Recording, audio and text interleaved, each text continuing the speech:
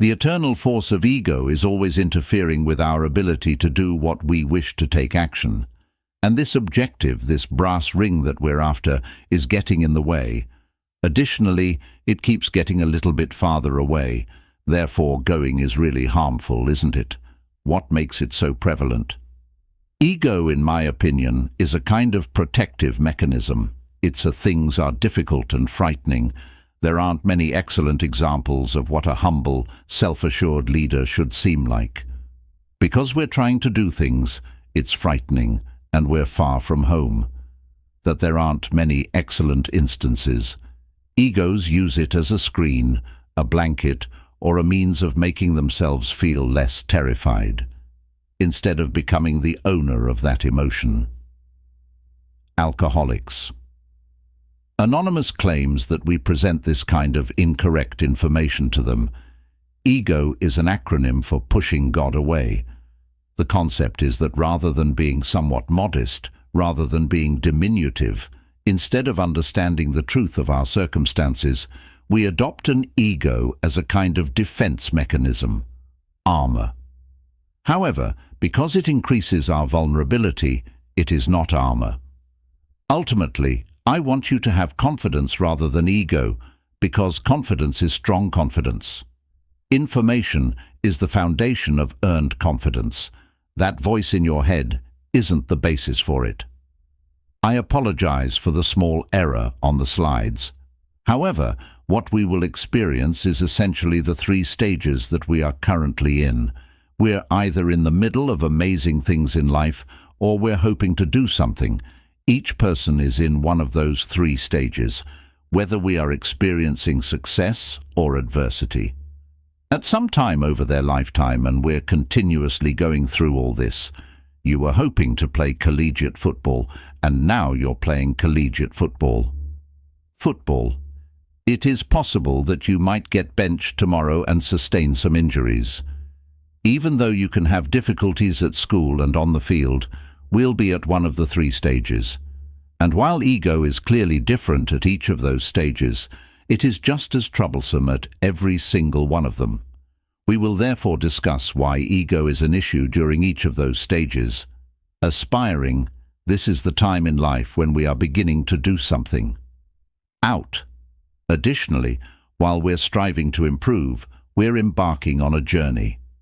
Enhance. This, in my opinion, starts with adopting what is known as the student mindset. How can we learn? How come we don't assume we already know something? How do we concentrate on what we've learned? Right here is Kirk Hammett. He is a member of Exodus, a subpar heavy metal band. Some of you who are familiar with heavy metal may recognize the name.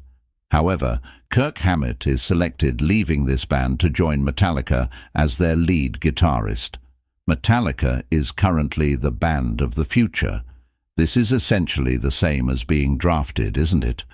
Alternatively, this is comparable to being recruited to play for a university such as this. You're quite competent. However, you've succeeded now. What does he do then, correct? Does he celebrate his success while you go buy a fancy car? Is he a party animal? He actually does the exact opposite. He ventures out and discovers the best guitar instructor he could ever want to have. He is good. He wants to improve significantly, though, and he is aware that he is about to go on a much more difficult learning curve. He so employs Joe Satriani, who is among the best guitarists of all time, forever. Satriani adds that it wasn't because of him that it wasn't good. He possessed a certain set of abilities, but he was unable to fully utilize them all. He's been a rock star for 2 years, isn't that right? He's recording an album with this massive band, making a ton of money. It will eventually sell millions of copies. Additionally, he leaves the studio each day to do what he needs to do to have more lessons and ways to improve upon this skill at which he already excels. And this is a crucial method of controlling your ego, since it keeps you from focusing on your shortcomings, on your past performance, but on your potential for improvement. This maintains the student's humility. A person is not humble if they believe they have mastered something. One of the Stoic thinkers, Epictetus, would assert that it is difficult to discover what you guys were the top players in middle school, as you believe you already know. The top high school athletes, you are the college's best player, correct? However, as you go through the level of competition increases significantly, greater. Therefore, if you believe you're fantastic, and you consider this Epictetus quotation, the issue is that you can no longer claim to know everything or to have it. Come to terms with the fact that you don't really have it, whereas you still have a lot to learn. Therefore, it would be great if we could declare that, in fact, I don't know everything, because there is so much left for me to discover. We can improve our egos if this kind of obstacle is present. To improvement, as it doesn't think it needs to get better. Every individual I encounter is my master at some moment, said Ralph Waldo Emerson. And he taught me about that. I've spoken with teams and coaches worldwide. Additionally, I find it fascinating that the head coach typically occupies the front seat. Row in this manner, not because there's typically not much I can educate such individual. He most likely is more knowledgeable about this than I am. He's taking notes in the front row, though, and not just because he wants to. Lead by example.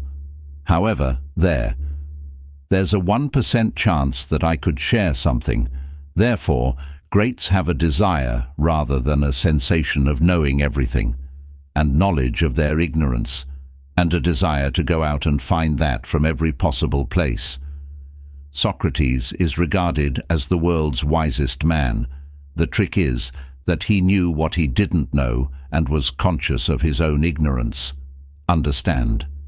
Thus, once more, this is what we wish to develop inside ourselves. Therefore, I disagree with the notion of pretending until you succeed. I believe that lying or fraud is another term for such. I enjoy working, therefore I'll put in the effort and make it happen on my own. Bill Bradley, keep in mind that someone else is practicing somewhere when you are not, and that person will be you when you meet them. Correct? When humility declares, I'm going to work until I am, the ego believes that it is already the best, finest. We are all on the same page when it comes to the innocent client. However, just as things are starting to go well, the ego says, well, I'm not obtaining adequate credit. I don't receive enough credit. Why do they speak to me in this manner? They are aware of what I have done, aren't they? The ties that formerly held the squad together are now being torn apart by ego. Any victorious team can be constructed at any time based on the decision made. Pat Riley was saying just that. You must therefore always be alert for this. Furthermore, I believe that a leader's responsibility is to control their own ego, or at least to keep it in check.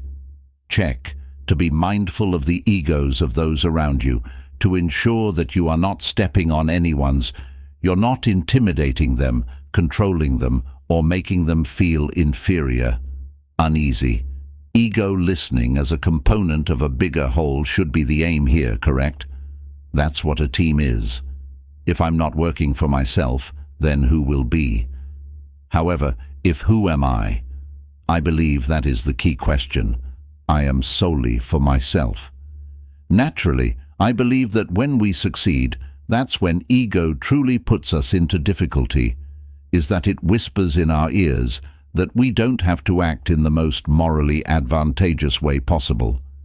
Get rid of anything that suggests we are unique and above the law.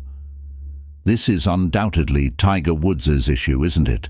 That he believed he was exempt from the rules and could get away with anything, that he was exceptional, which made him unique.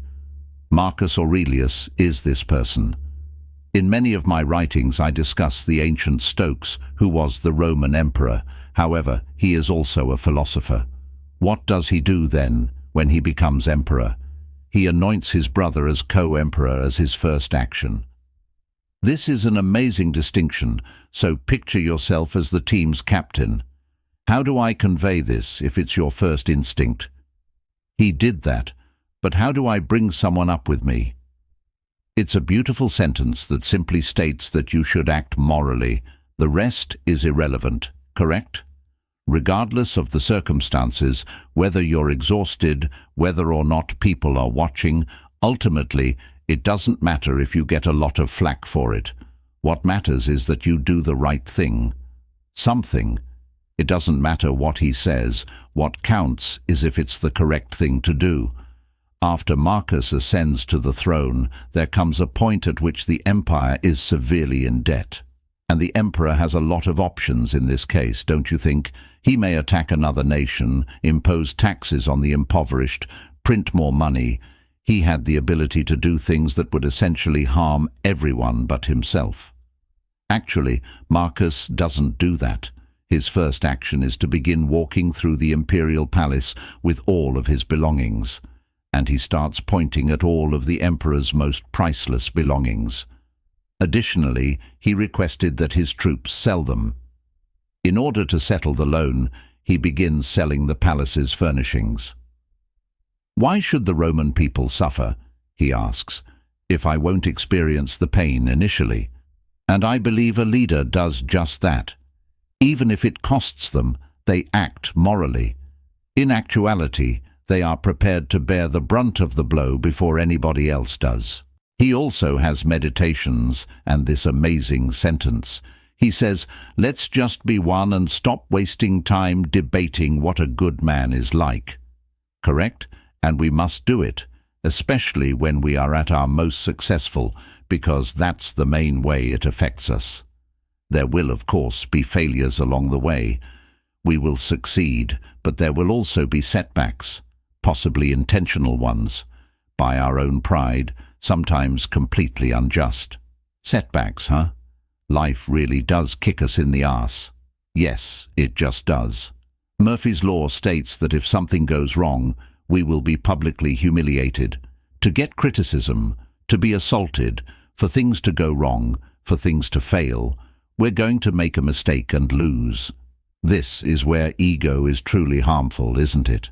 Since your ego would have been shouting in your ear that you're unique when you were ascending, that you are superior than all others, believe having a lot of success indicates that you're a wonderful person, or that of money makes you the most admirable person in the world. What would happen then if those items were removed? Correct? What people are saying about you on Twitter is what you love. Really, do you adore that? You like how kind they are, but they're making negative remarks about you on Twitter. So, how do you deal with everything when they suddenly turn against you? Correct? We're in serious trouble if ego is interpreting a lot of things as our identity, when circumstances aren't favorable. Ben Horowitz is, too. He is among the most prosperous investors in history, having invested in Airbnb, Dropbox, Uber, and numerous investments totaling billions of dollars. Setting a huge goal isn't the difficult part, he explains. What you do when you begin to fail and encounter difficulties is the difficult part, when the nightmare develops from the dream. And in life, that will occur. We're going to experience setbacks, injuries, and benching. We're going to receive criticism, we're going to ignore it, and everything will occur. Then how do we react? Here's where we truly show our identity. You people must persevere, you must be tough. You must, of course, possess guts and resolve. Additionally, it's critical to keep in mind that these are primarily first-world issues, huh? I believe that we would like to cultivate an attitude of thankfulness. The constant thought of ego is, how can I have more? How can I surpass everyone else? However, humility and self-assurance can highlight our blessings, that you do realize that we were born in this country. If we are living in a period of peace, and that we have received all of life's blessings, instead of concentrating on what we have lost in this situation, we might concentrate on what we have to be thankful for right now. Warren Buffett, however, discusses the concept of having an internal scorecard as opposed to an external scorecard. As a result, You are gaining followers on social media and gaining attention. It is being acknowledged and pushed. You know, it's externals. However, there is a sensation of improvement in an inner scorecard. Are you working hard enough? Do you truly feel proud of what you're doing? Do you have any influence over this? Or is there a factor beyond your control, and obviously incredibly successful by any external measure for the world's richest man? I believe we should pay attention to those who assert that an internal scorecard is more significant as well. All right, so this is Nick Saban hoisting the trophy for the national championship. What is he doing? He's not grinning. Is that because he lacks the capacity for happiness? Now, he talks about how even when he wins, he concerns himself with whether did he complete all of his tasks as he had intended. Unlike the scoreboard, did he win based on the score? However, did he triumph because the team adhered to the rules or the strategy they set up? Did he say the same thing John Wooden? At the end of the game, winning is not determined by the box score, he remarked. Did we perform to the best of our abilities? It's easy to remark that life is difficult, isn't it? Can you evaluate yourself using your own internal criteria rather than your external ones? This actually happened to me on one of my works, and since egos are the enemy, the most copies of any of my books, and it ought to have been the first to appear on the national list of bestsellers. We don't know what happened, though, because it wasn't there. Yes, it might have messed up. I deserved this, even if it was changed or simply forgotten. They then refused to provide it to me. Will I then consider that book a failure since I didn't receive this piece of document? This is because I am proud to have written the best book but I could write at that moment. Therefore, I'm proud of what I wear and where I put my identity, not the result. However, on the input, correct? And because of that, I can never let these outside factors get you down. Therefore, it states that we must define who we are and what we do. You see, it's not about results. It's about our actions and our contributions. Therefore, if you can find happiness in the knowledge that it not only protects you from negative times, but it keeps you from getting overconfident about your accomplishments. What if you make every mistake? You still win then. Is that a true triumph? No, I would counter by giving you an example. This is the 2000 draft card of Tom Brady. Most likely it's in better condition now than when he was in 2000. However, he was selected with the 99th overall choice in the second round. Therefore, this is likely not simply the best draft selection in history in many ways. Of the NFL, it may be the best draft selection ever made in sports history. Be the greatest corporate hire ever to acquire the all-time great quarterback for them to advance to the 6th round. Do you believe the Patriots would be overjoyed? Correct? Given that we selected Tom Brady in the 6th round, how good are we at drafting? Actually, they're not overjoyed. Naturally, they are thrilled to have acquired Tom Brady at such a low cost. However, the fact that they defeated this opponent in the 5th round is what they emphasize. I have no doubt that Dave is a really kind person. He's to Chelsea. However, he doesn't even survive training camp. In actuality, the Patriots' personnel director has a photo of Chelsea on, not because he blew it, but rather as a reminder on his desk for many years. However, he must control his ego and refrain from taking credit or congratulating himself. Regarding something that, if he were being completely honest, he didn't completely comprehend when he did it, if the Patriots simply sat there and acknowledged how great we are. We selected Tom Brady in the 6th round. Their talent scouting skills won't improve. If, on the contrary, they sit there and ask, how in the hell did we wait? How in the hell did we wait until we had defeated this guy after 5 rounds? They're going to consider this now, and as a result, their drafting will improve year. Marcus Aurelius would therefore advise us to embrace achievement without conceit, and to disregard failure Isn't that right? We want to move on, regardless of whether people think we're fucking awesome or whether are you suggesting we're garbage. They don't understand that what we know is what counts. The standards we establish for ourselves and our actions are what count. I believe that another thing that will occur in life is that there will be times when perhaps you're redshirting because we don't have control over the situation where we're stuck. Perhaps you're playing as delayed for 2 hours out of a year. Perhaps someone else is benched instead of you. Perhaps you have to retake a course. These will be times when we're not in control, where there is what could be referred to as dead time. For instance, Malcolm Little was a man who was essentially a low-level criminal, as well as Harlem.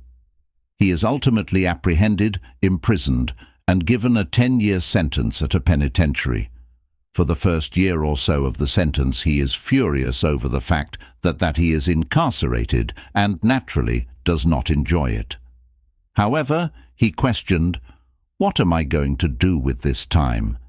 He realized that he could turn into a better criminal in prison, where he could sit and watch his life pass by. Maybe this time could be useful to him. In the end, he visits the prison library, purchases a notebook from the commissary, and he pulls a dictionary out. Word by word, he starts to transfer. The dictionary essentially teaches Larry how to read and gives him vocabulary. In this manner, then he begins reading everything that he can find. He reads about religion, philosophy, and history. Additionally, Malcolm Little becomes Malcolm X during this procedure. He would remark that until I got out of that prison, and all the time I had to myself, if I wasn't, I was reading in my bunk, in my library. He turns into Malcolm X. Malcolm X wears spectacles, but why? People, it's because reading in the gloomy jail light truly wears out his eyes. He was so intelligent that people would ask him where he attended college, and he said that books were the reason he attended college. He simply read them and changed as a result. He was out of control, took a lot, and wasted time. Additionally, he transformed it into what is known as a live time. Correct? He took advantage of every moment. Therefore, one of the thoughts I would leave you with is that this is unfair, according to ego. I detest this. This is not what I desire. I'm just going to have to wait. Self-assurance. All right, what can I accept about this situation that will allow me to move forward, says humility. Moving on, rather than wasting any time griping about the blow that destroyed my knee or the fact that I was selected or that someone else was selected instead of me, will be my main focus, is how I can make the most of my current situation to advance and improve in some way. How can I make this better? Anything that occurred to me, they have conducted some intriguing research on professional players where, in fact, when they return from an injury, they have improved, and post-traumatic growth is the scholarly word for this. Therefore, it is believed that the athlete is indeed injured, and if they weren't hurt, it would be great, wouldn't it? They never blew out their elbow, had a weak knee, or did anything else. However, perhaps they use that time to improve as teammates or reconsider why they're initially engaging in the game. Or, if you're familiar with Tommy John surgery, you know that it involves removing a tendon from one elbow, then insert it into the elbow. In actuality, the player returns stronger after blowing out their arm. Post-traumatic growth is the first tendency, but how do they improve or transform their performance to make up for this injury? Let's imagine they are unable to run in this direction, so how can you do that? They run differently and improve in a different way. This is what players must do as they age. Their raw, explosive strength is no longer present. However, they know the game better and are smarter and wiser. As a result, they are raising their game in a different approach. How, therefore, can you make the most of what occurs? The Stoics have an idea of being more fatty, which means they enjoy fate, And the picture he uses for it is actually Marcus. It's like fire, he says. He claims that anything you put in front of a fire feeds it, correct? The hungry person who can take advantage of anything that occurs to them, that is the individual who continues to improve. The final issue I would want to discuss is how we manage our egos. One of the things we need to do, in my opinion, is to spend less time on social media, as much as is humanly possible. This is Glacier Bay in Alaska. Being self-obsessed is really difficult when you are admiring the splendor or beauty of something far greater than yourself, correct? While you're looking at your phone's alerts, you do feel significant and you do feel preoccupied. Additionally, it's challenging to consider the wider picture while you are paying close attention to what people are saying about you. That is an issue. With this gadget in your pocket, you can tweet and express whatever that comes to mind. In your mind, especially when you're furious, angry, or have been harmed, right, it is not a good position to be in. And out of ego, we frequently utter regrettable things. However, rather than speaking them in private, we have now done so in front of the entire social media, which is where we end up getting into trouble. Therefore, I implore you all to sort of leave your comfort zone and disconnect from technology. Have something that is the antithesis of football so that you can even take a break from it. Make time to center yourself regularly. Every morning I take a long walk on my tiny farm in Texas where I can observe the sun rose. Furthermore, I am not the author at this time. I'm not an ambitious person. Simply said, I'm on par with everyone else in the globe. And for me, this is a crucial centering experience. Tyson said that we feel so little when we gaze up at the sky because of the grass. However, we also experience a sense of belonging to something greater than ourselves. This is my donkey, whose friend purchased him for $100 on Craigslist, and he's simply standing there when I see him when I go outside. He merely remains still. He simply does nothing. He merely remains still. It's also humorous. I used to just kind of giggle when I initially got him. He just stands there and doesn't do anything, which made me think he's incredibly stupid. Then it dawned on me that this must be his job, as long as he doesn't pass away, that is. For him, that's a fairly successful day. Correct? He isn't punishing himself because of this. He isn't evaluating himself versus others. He isn't beating himself up.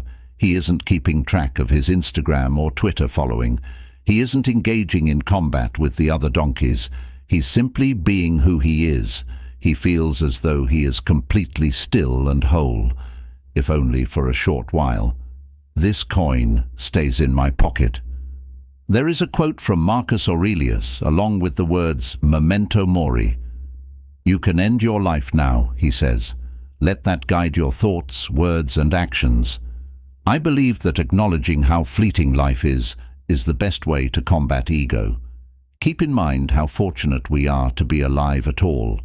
After that, to sort of live in the now, enjoy everything, and not waste a moment, believing that I'm better or worse than anyone else who is still here. So thank you guys a lot. Thank you for viewing. For additional stuff that is still required, please click the subscribe button below.